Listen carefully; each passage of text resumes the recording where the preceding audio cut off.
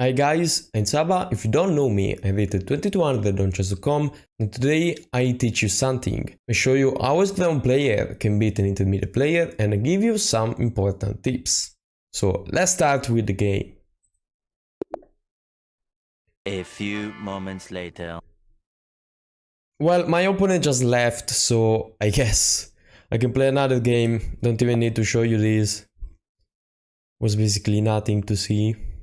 Just blunder every pawn from the start. So okay, I'm an e4 player, so e4 pretty much you're going to see always e4 from me. I mean, I could also play d4. Sometimes I play d4 in this series, but I don't like it.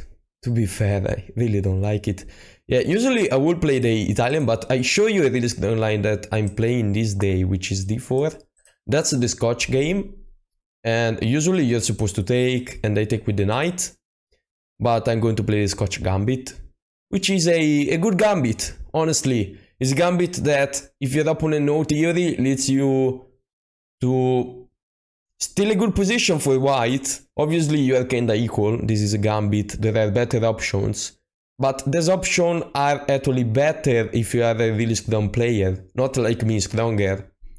So I would say that the Scotch game or the Scotch Gambit are pretty good openings, and as you can see, my opponent already went wrong, because I guess I can just take the pawn, and after the take with the pawn or with the knight, I can take it, I take the queen, he loses the right to castle, I develop pieces and GG.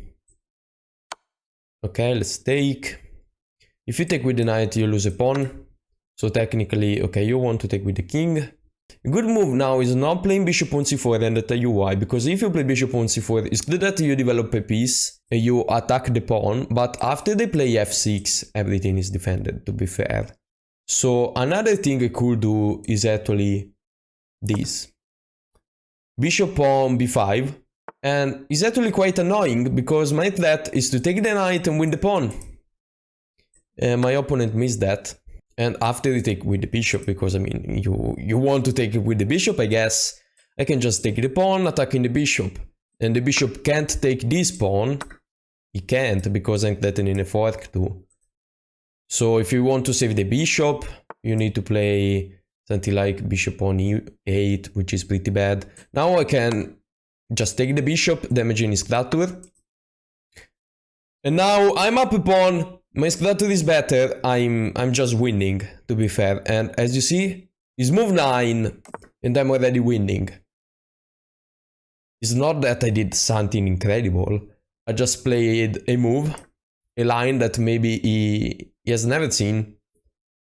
He played a bad move, and I just took advantage of that. You just need the move, to be fair. So now I can develop the bishop attacking this pawn, which I mean, I feel like it's a good move. Or I can develop the knight. Let's start with the bishop. Looks more active, to be fair. And if he plays bishop on d6, I can just play e5. And he has to waste another time moving the bishop. And my pawn is even stronger now, he's preventing the knight. So I'm going on f6. Alright, now this bishop might be a target, so I can, for example, play knight on d2, knight on b3. Or otherwise, I can try knight on c3 and knight on e4 maybe. Yeah, both of them I think are pretty good. Let's just play knight on c3 and I'm going to play knight on e4 because I feel like it's more logical having a knight in the center, so yeah, just knight on e4 makes sense.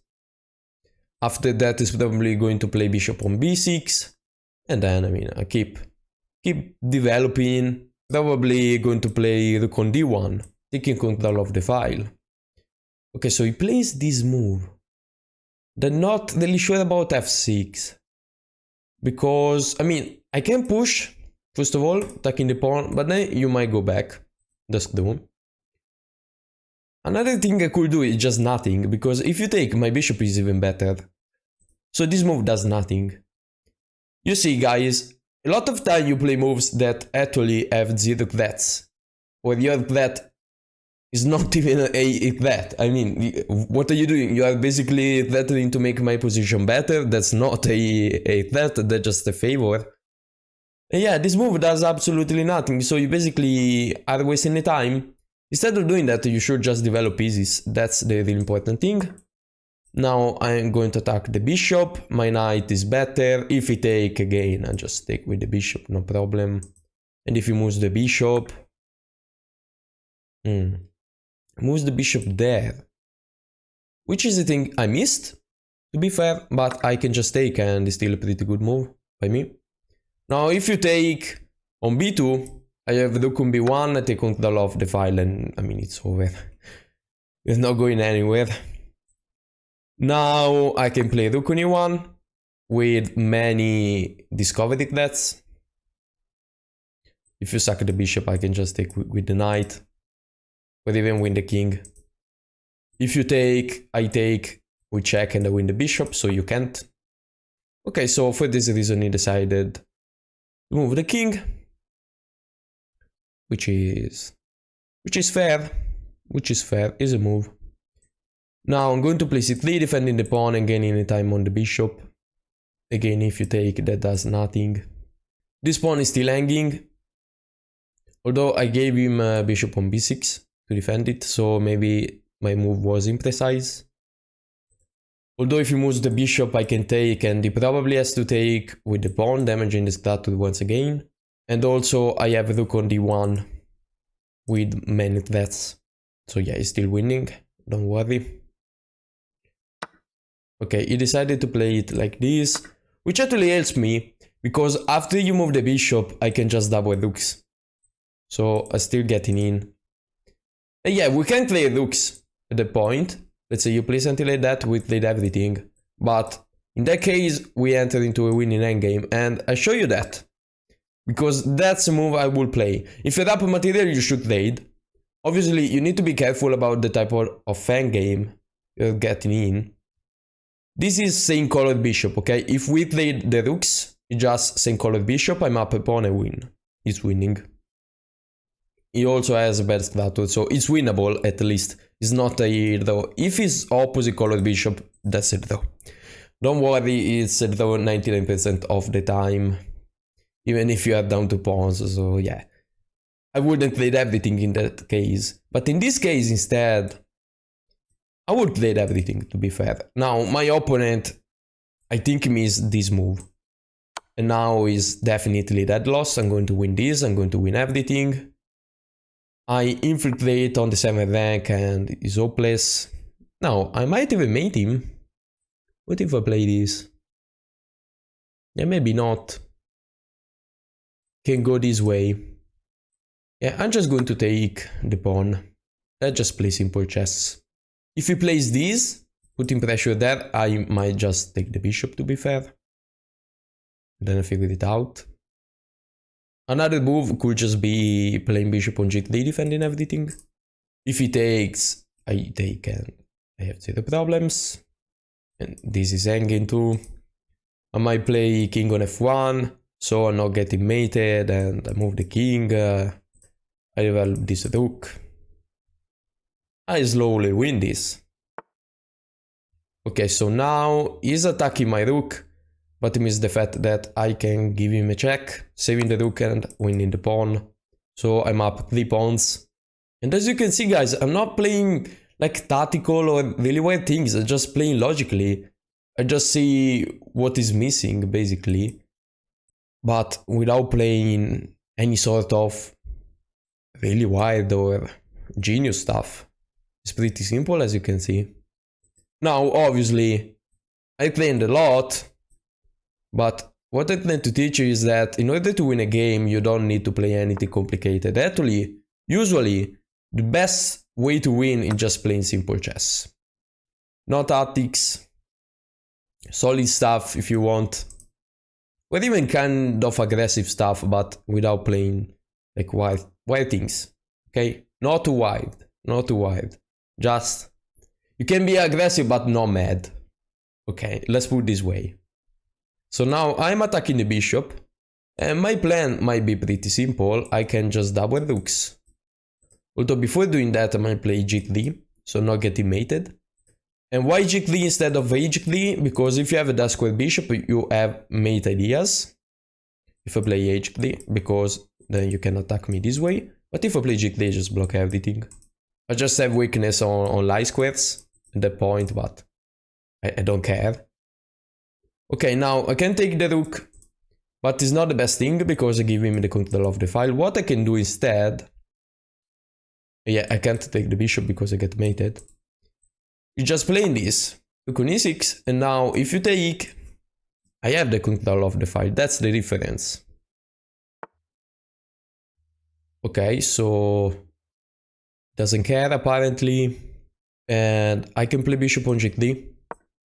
Defending everything. Now h3 makes sense, I mean, I can't play g3. h3 makes sense and the bishop defends everything.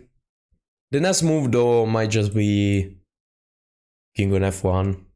Now I have this one pass pawn, as you can see. So if I manage to play something, and remember, when you are up material you should play it. So if I manage to play something, I'm going to push these pawns, obviously.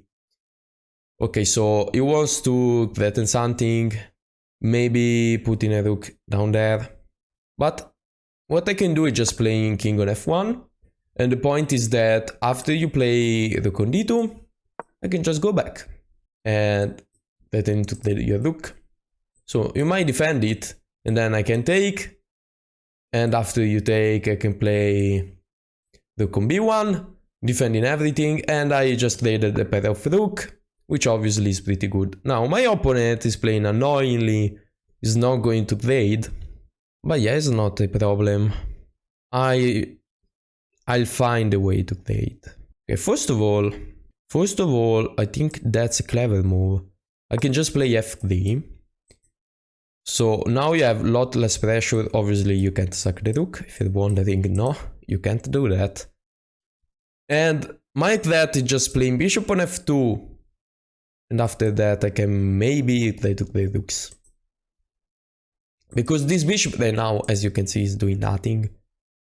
So I just need to find a way to do something with this bishop, and that's probably the best thing I can try right now. Obviously, it's not going to trade. Oh, apparently he is going to trade. I don't know why he decided to trade now. Now, obviously, I can take control of the 7th rank and create huge threats. Before that, I was worried about various mating ideas, but now he has absolutely nothing. So I can attack this pawn with tempo. This free the square on e7, so I can double rooks. As simple as that. And if you play such a move, I can play this, and I think that's already GG. Yeah, let's play this. Okay, you can take the pawn, but you lose. You get mated. So you can't really take the pawn, to be fair. This pawn is still hanging.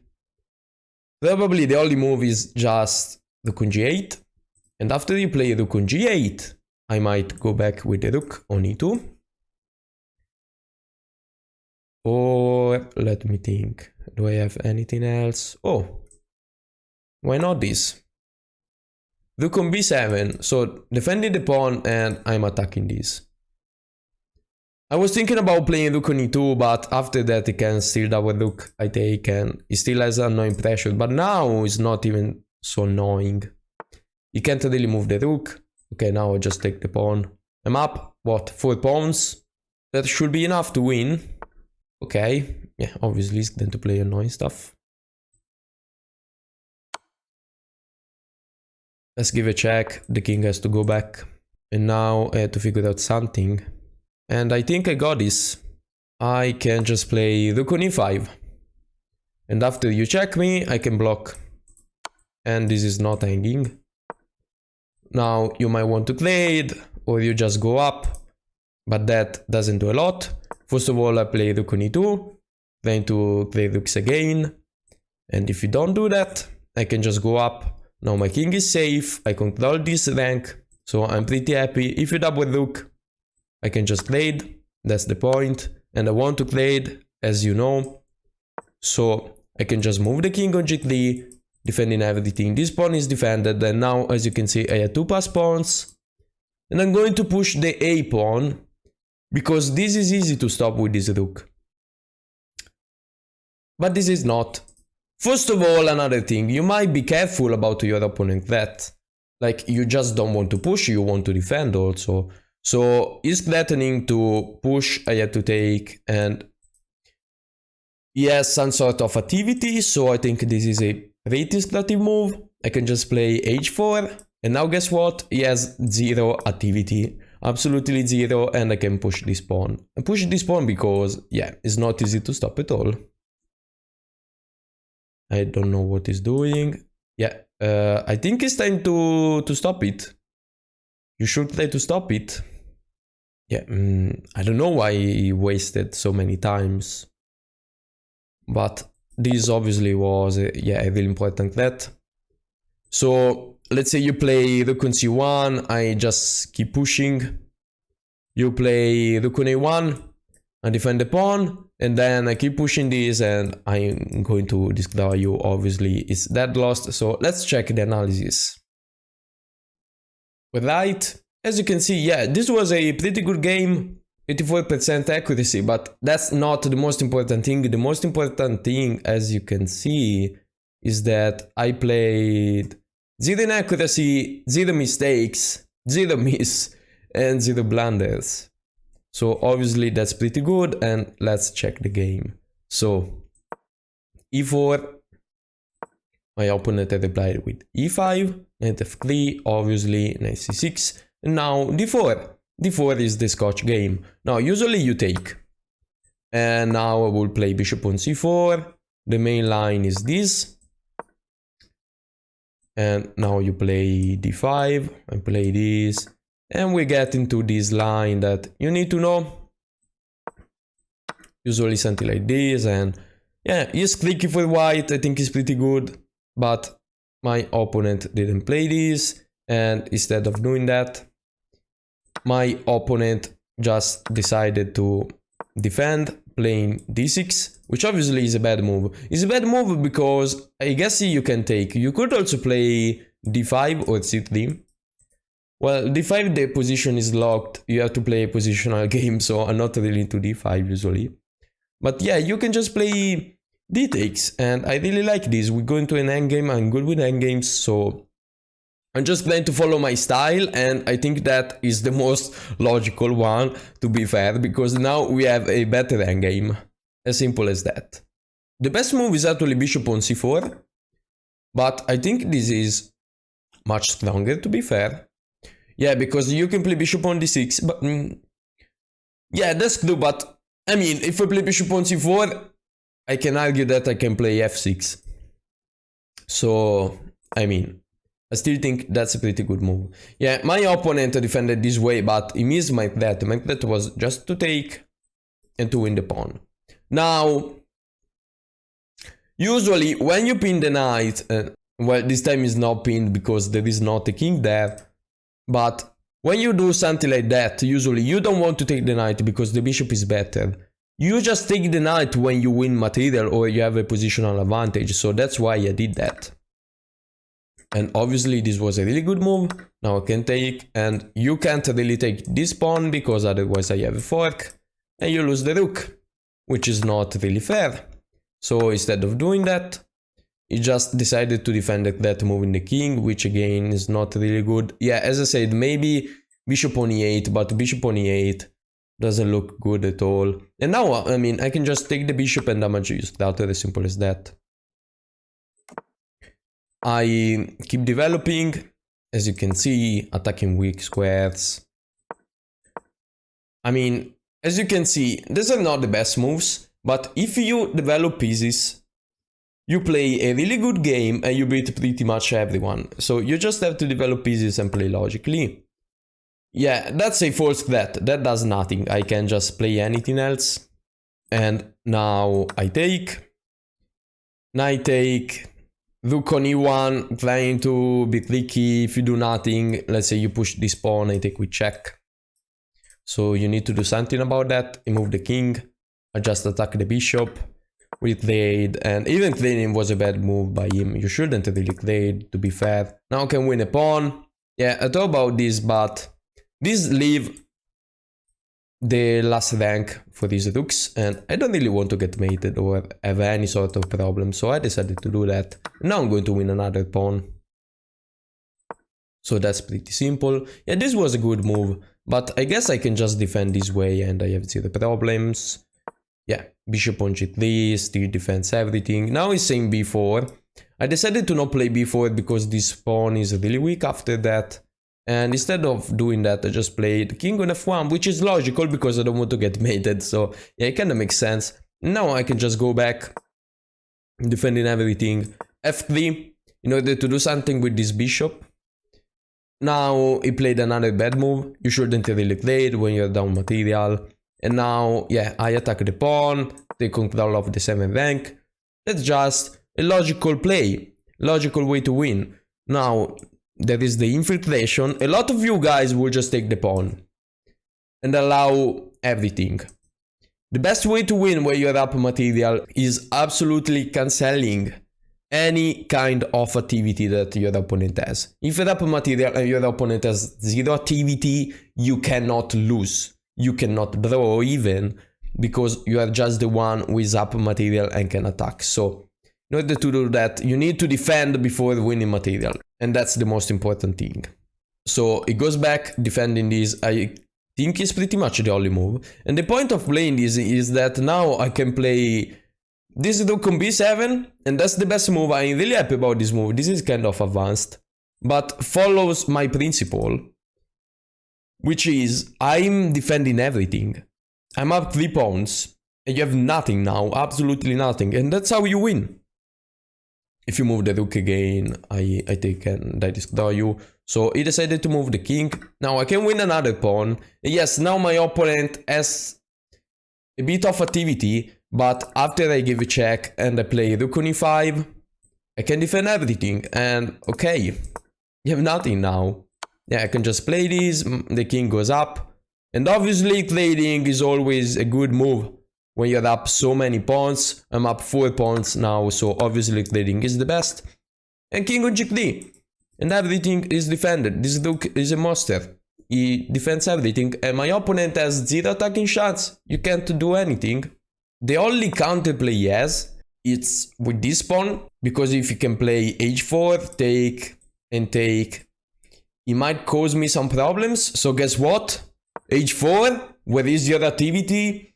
Nowhere. You have nothing. And yeah, you push the pawn, you have to do something, but now I can just push the pass pawn. And as I said, this is better than pushing the c pawn, because the c pawn is easy to stop. The e pawn is not easy to stop in this case. It depends on the position, but in this case, you need to waste at least 2 moves in order to block this pawn. I don't know why he played this, to be fair. Well, and now I can just keep pushing. And his plus 20, something like that, was saying if you play rook on c1, and he resigned. But if you play rook on c1, I can just play a7, rook on a1, I play rook on b7, and let's say you play another move, is saying g5. Okay, g5 I can take, can give a check, maybe, or well, maybe not. Instead of giving a check, I can just push the pawns, to be fair. You give me a check and what? King on h2, everything is defended. I'm slowly going to push these pawns, and you can't absolutely prevent me to do that. Another thing I'm threatening now, let's say you do nothing. Let's say you play these. I'm actually threatening to give you a check, you move, and I block the pawn. And now I'm going to make a queen. Now you can't really do anything, so yeah. This obviously was dead loss. And that's it for today, guys. I hope you learned something with this video. If you like this kind of content, please leave like and subscribe, and maybe even comment if you want to see something. Have a good day, and see you with the next video.